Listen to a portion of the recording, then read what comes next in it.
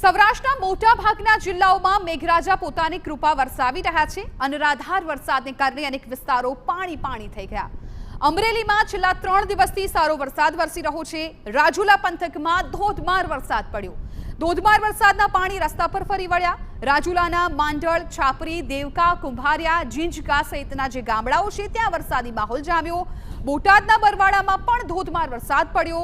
બરવાડા શહેર અને ગ્રામ્ય પંથકમાં સારો એવો વરસાદ પડ્યો.